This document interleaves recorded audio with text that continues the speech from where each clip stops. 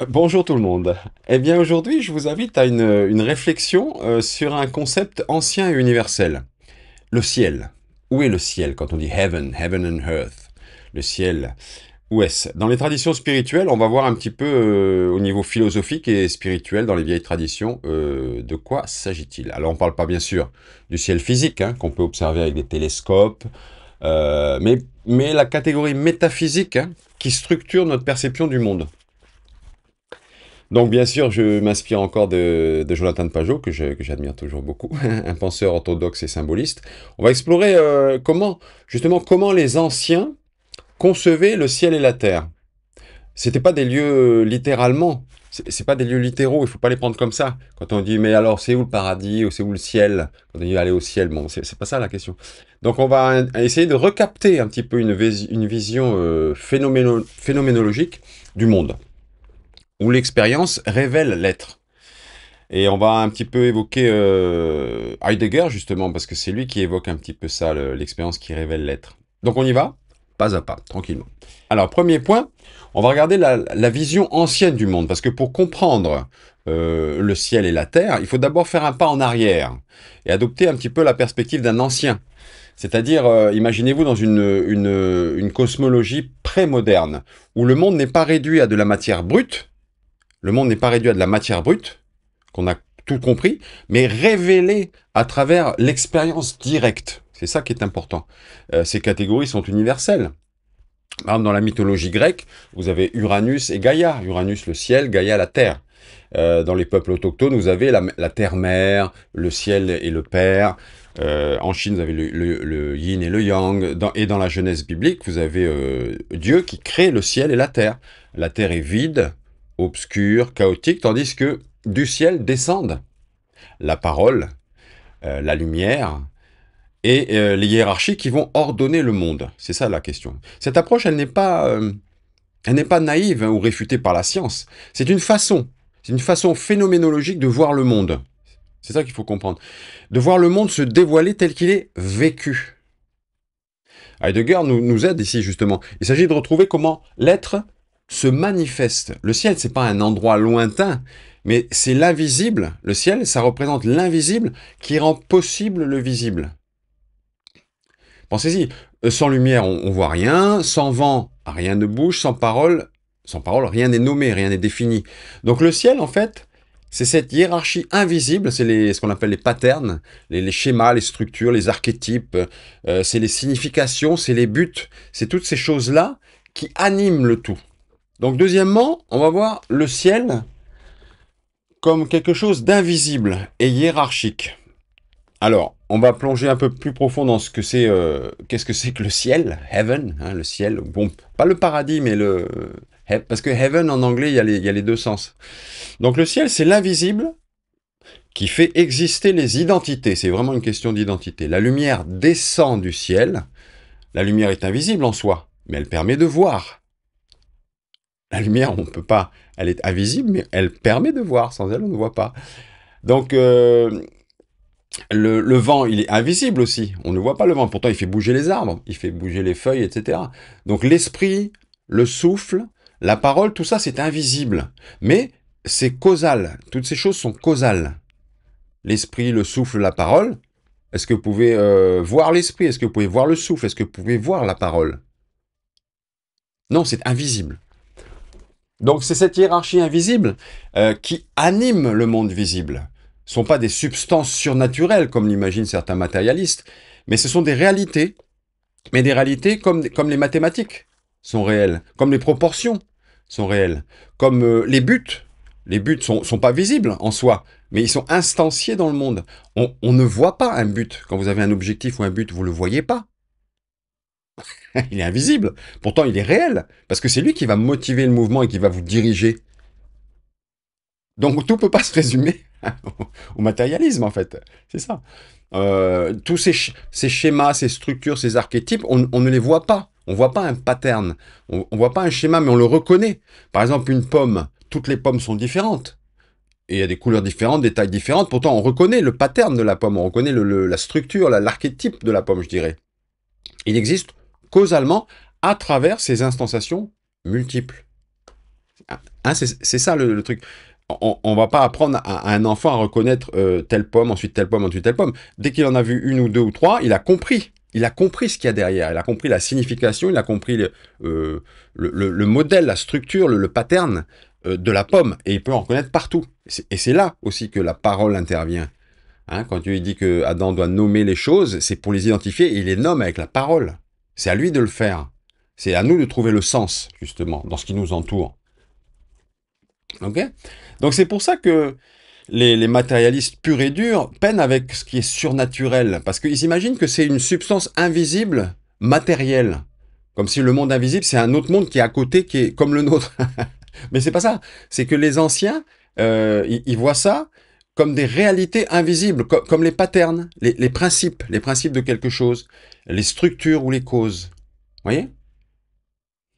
En fait, quand on te dit qu'est-ce que c'est le ciel, heaven, tout ça, qu'est-ce que c'est? Ben, le ciel tend vers l'unité. C'est le un qui rassemble le multiple. Donc c'est souvent représenté comme une échelle, hein, par exemple l'échelle de Jacob, avec des anges qui montent et qui descendent. C'est comme un arbre ou une montagne. Ça symbolise en fait la hiérarchie ascendante. Monter une montagne, par exemple, c'est pas monter le ciel lui-même, mais c'est une analogie terrestre. Du bas, quand on est en bas, on voit pas tout, on voit peu. Mais au sommet, tout s'unifie en une vision panoramique, on peut voir beaucoup mieux. Donc c'est une question de sens plus large. C'est passer du corps, en bas, du corps, du multiple, à la tête, à l'unité. Du chaos à l'ordre. C'est ça le ciel, quand on dit le ciel. Cette hiérarchie qui existe. Attention, toutes ces images-là qu'on retrouve dans des textes anciens ou dans la Bible, etc., elles ne sont pas arbitraires. On peut l'expérimenter tout le temps. Dans une foule, si quelqu'un monte sur une chaise, on le voit tous. Et lui, il voit tout. Il voit tout le monde, il voit beaucoup mieux. Donc, du multiple, dans la foule avec tout le monde, il devient un, il monte au-dessus et il voit l'ensemble et tout le monde peut le voir. Ok? Donc, ça change de perspective. C'est pour ça que Moïse monte la montagne. Il monte sur la montagne pour rencontrer Dieu. C'est une ascension symbolique vers le principe unificateur. C'est ça quand on parle du plus haut, etc. C'est ce qui permet d'unifier, qui ramène à la structure sous-jacente, à l'archétype un petit peu de tout ce qui après se représente dans la multitude sur Terre. Alors justement la Terre, parlons-en. Troisièmement, on va voir la Terre comme potentialité. C'est donc l'opposé du ciel. Heaven and earth, le ciel et la terre. La terre, c'est la potentialité, c'est le monde visible, c'est le multiple, c'est chaotique, d'où émergent les formes. D'ailleurs, on revient sur Heidegger, dans l'origine de l'œuvre d'art, il décrit la Terre pas comme une planète, mais comme la matrice protectrice où tout surgit et retourne. Comme une graine plantée, par exemple. Une graine plantée, elle descend en potentialité, elle est abritée dans la terre, puis elle émerge toute structurée pour finalement retourner au sol. Tous les phénomènes suivent ce cycle. Il n'y a rien qui est immortel, il y a tout, enfin sur Terre, hein, il, y a, il y a tout qui naît, se forme et redescend. La Terre est le bas, c'est le quantitatif. La Terre est le bas, le quantitatif, et le ciel, bah c'est le haut, c'est le qualitatif. Donc c'est pas quelque chose à dire où est le ciel, qu'est-ce que c'est le paradis, qu'est-ce que c'est là. C'est une question de qualité, c'est pas une question de quantité ou de... C'est pas à prendre littéralement. Quatrième point, on va voir les analogies et les exemples littéraires justement, ou philosophiques qu'on peut avoir. Alors, Pajot parle de Dante. Dante justement qui illustre ça dans la Divine Comédie. Au paradis, Béatrice guide Dante à travers les sphères célestes. C'est pas des lieux littéraux où vivent les âmes, mais elle les présente comme des analogies. En fait, ce sont des analogies sensorielles pour des hiérarchies spirituelles. Les sphères planétaires qui sont décrites là-dedans, Lune, Saturne, elles représentent des niveaux de purification ascendante vers le bien. Plus on s'élève, plus c'est vers le bien. Ça, tout le monde est d'accord là-dessus. Donc Béatrice, elle avertit, dans Dante, les Écritures. Et en fait, les Écritures, du coup, condescendent à nos sens. Et c'est pour ça que ça attribue à Dieu des mains ou des pieds. Les anges, par exemple, avec des ailes, c'est pas littéralement des ailes, mais c'est pour nous mener de l'expérience sensorielle à l'abstrait, à l'expérience, à l'abstraction. Donc quand elle est au sommet, Béatrice, elle relie cela à Aristote, et là justement on retrouve un petit peu nos philosophes antiques qu'on aime bien. Le ciel, le ciel est vu comme un acte pur, c'est la forme réalisée. Et la terre, elle est vue comme potentialité pure. Le ciel, c'est l'acte pur qui est là. Et la terre, c'est la potentialité. Et au milieu, entre le ciel et la terre, qu'est-ce qu'on a? On a l'incarnation, justement. Comme le Christ, par exemple, quand le Christ a été incarné sur terre, c'est ça. Donc, cette incarnation, c'est là où le visible de la terre et l'invisible du ciel s'unissent indissolublement. Ok? Donc, l'homme qui est capable d'abstraction, il est ce lien, parce qu'il est les deux à la fois. Il est physique, tangible, matériel, hein, mais en même temps, il est capable d'abstraction. C'est ça qui est intéressant, c'est que quand on est que matérialiste, on dit oui, mais la science, blablabla. Ok, mais il y a plein d'autres choses qu'on ne peut pas voir ou expliquer. Je disais tout à l'heure, par exemple, le but, quand vous avez un but, quand vous avez une idée, un truc comme ça, vous ne la voyez pas. Le but, vous ne le voyez pas, et pourtant c'est lui qui vous dirige, qui vous anime. Donc en fait, l'homme est capable de percevoir le bien, et il peut le représenter. C'est pour ça que dans les textes anciens, dans la Bible et autres anciens mythes ou mythologies, eh bien, c'est des représentations euh, à- aussi bien que possible d'abstraction au niveau matériel, quoi. Donc, ces espèces d'analogies fractales, en fin de compte, elles se voient partout. Par exemple, regardez, prenez une équipe sportive, une équipe de basket, de foot, ce que vous voulez. Le capitaine, il est au-dessus, il donne le plan à son équipe, c'est le ciel.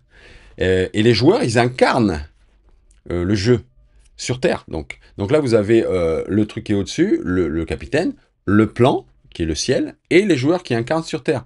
Donc, monter au ciel, en fait, quand on dit monter au ciel, c'est monter la hiérarchie des causalités, c'est devenir cause. Hein. C'est comme comme un roi ou un saint patron qui devient en fait un principe lumineux pour le monde, une espèce de guide. Hein. Quand on dit Jésus qui est au ciel, Jésus c'est le principe causal de la civilisation occidentale, en l'occurrence. Même pour un séculier, c'est le principe causal de sa civilisation occidentale. Ça, on ne peut pas y échapper. Et il y a des raisons à ça, si vous voulez, au départ. Mais il faut changer d'état d'esprit. On ne peut pas rester avec une pensée moderne. Il faut se mettre dans l'esprit des anciens qui, je vous le dis, parlaient de l'expérience vécue, ressentie. Par exemple, la Terre. On sait qu'elle est ronde, on est d'accord. Mais avant de savoir qu'elle était ronde, est-ce que ça empêchait de vivre? Même si vous pensez qu'elle est plate, c'est pas grave, parce qu'en fait, qu'est-ce qui compte? C'est que le soleil se lève, vous voyez se lever, la lumière arrive, vous travaillez, vous faites les trucs. Allez, je parle à l'époque, hein, là, il faut se remettre dans le truc. Et après, vous mangez quand il est au plus chaud, au plus haut, et ensuite ça se recouche, c'est la fin, on va se reposer parce qu'on voit plus rien. Et après, de savoir qu'elle est ronde ou pas, ça n'empêche pas les gens de fonctionner. Je dis pas, je dis pas que la Terre est plate, hein, mais je dis que même quand ils le savaient pas, c'est pas parce qu'ils n'étaient pas plus bêtes pour autant. Vous voyez, c'est pas parce qu'on a cette connaissance qu'on n'a pas une autre connaissance plus, je dirais pragmatique, plus réelle en fait. C'est la réalité, la vraie réalité. Tous les trucs qu'on voit plus loin quand on sait que les planètes ou les étoiles sont ceci, cela, à quoi ça nous sert exactement? Attention, c'est bien de savoir des choses, d'être cultivé, je dis pas ça. Mais en réalité, pour vivre, pour être, ce n'est pas indispensable. Et aujourd'hui, avec tous ces progrès un peu de la science, qui sont une bonne chose pour plein des plans, sur bien des plans, bien entendu, eh bien, c'est pas ça qui nous aide à mieux vivre ou être mieux dans notre peau, ou plus heureux, ou plus équilibré.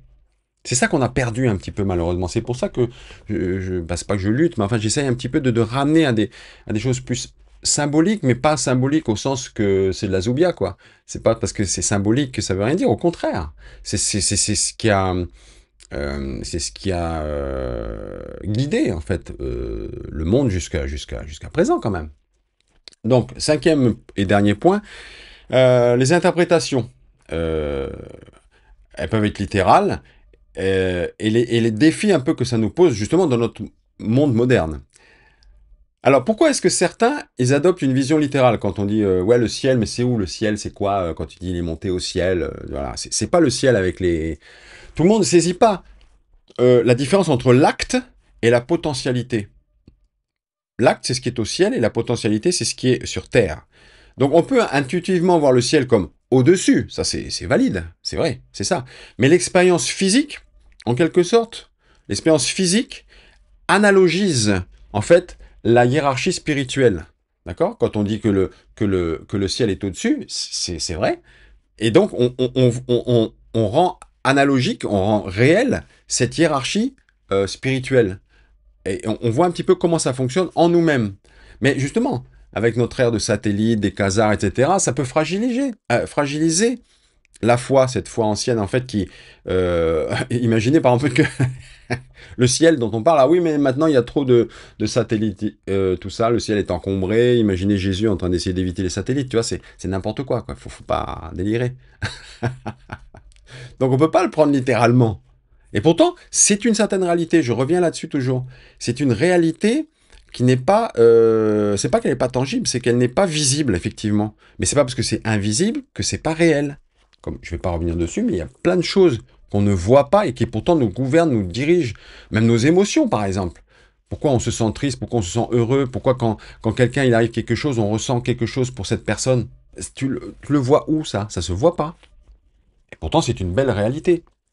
Ou même quand vous regardez un film, vous savez que c'est pas vrai, vous dites ouais mais c'est pas vrai tout ça. Mais pourtant vous vivez les émotions quand vous regardez le film. Vous vivez les choses. Et elles sont réelles ou pas réelles du coup? Vous dites ouais mais c'est pas réel. Oui c'est pas réel mais pourtant vous le vivez réellement. Vous sentez les choses. Vous avez peur pour le héros, vous êtes triste quand il meurt, ou vous êtes heureux quand il se marie avec la princesse ou je sais pas quoi. Vous voyez ce que je veux dire? Il faut pas oublier ça. Donc voilà, d'où l'importance un petit peu de souligner, comme justement dans les Écritures, où c'est cité, les cieux des cieux ne peuvent te contenir. Le ciel dont il est question là, c'est pas un lieu physique bien sûr, mais c'est la cause des lieux, c'est la structure des structures, c'est la cause des archétypes, la cause des patterns derrière les patterns justement. Hein. Ou quand il dit aussi que Dieu est roi des rois, c'est une analogie pour l'autorité invisible. C'est pas un trône physique, c'est pas ça. Faut pas. Donc, en conclusion, je dirais que euh, le ciel, quand on dit le ciel et la terre, heaven and earth, le ciel, c'est l'invisible qui anime le visible. Quand on dit le ciel, quand on parle dans les textes sacrés, etc., hein, le ciel, hein, c'est ça. Hein, parce que le vrai ciel, il existe, je sais. C'est pas celui-là dont on parle. Le ciel, c'est l'invisible animant le visible sur Terre. C'est la hiérarchie de patterns, la hiérarchie de structures, de modèles, la hiérarchie de principes qui gouvernent le monde, qui nous dirigent, qui nous animent. C'est la hiérarchie des buts, des objectifs, des buts qui unifient le monde. Là, on parle bien sûr, on est dans une logique de sagesse ancienne. Mais c'est pas obsolète pour autant, au contraire, parce qu'on vit toujours la même chose. On est les mêmes humains qu'il y a 1000 ans, 2000 ans ou plus, etc. Au niveau de ce qu'on... Alors on est les mêmes, bon, c'est un débat si vous voulez, mais quand même, au fond de ça, de ce que j'explique là, on est les mêmes là-dessus. Donc je crois que c'est vraiment essentiel pour essayer de comprendre l'existence. On parle d'existence, on ne parle pas que de matérialisme et de réalité tangible qui existe. Ok, ça c'est bon, c'est facile à disséquer, à voir, mais c'est pas ça qui donne le sens. Quand vous prenez une chaise, par exemple, vous pouvez scientifiquement dire, voilà, c'est du bois, il y a les 4 pieds ici, il y a des vis ici qui tiennent le truc. Donc, vous disséquez le tout, mais qu'est-ce qu'on en a? On n'en a rien à faire de ça. Qu'est-ce qui est important, c'est de savoir, je peux m'asseoir dessus. Et je vais m'en servir pour ça. C'est ça l'existence. La chaise, elle existe pour ça. Le reste, c'est vrai, mais ça nous sert pas dans ce qu'on veut faire pour vivre. Bon, je vous remercie d'avoir supporté là-dessus, peut-être. Je sais pas, qu'est-ce que vous en pensez? Dites-moi, qu'est-ce que c'est que le ciel pour vous? Est-ce que vous voyez ce que je veux dire par cette histoire de, d'invisible qui a pourtant une réalité, en fin de compte. C'est l'invisible qui est réel. Voilà. Donc, partagez vos idées en commentaire, s'il vous plaît. Et bah, je vous dis à bientôt. Et je vous souhaite le meilleur du monde, comme d'habitude. Et pourquoi pas une belle vie pleine de sens, justement. Au revoir, je vous remercie.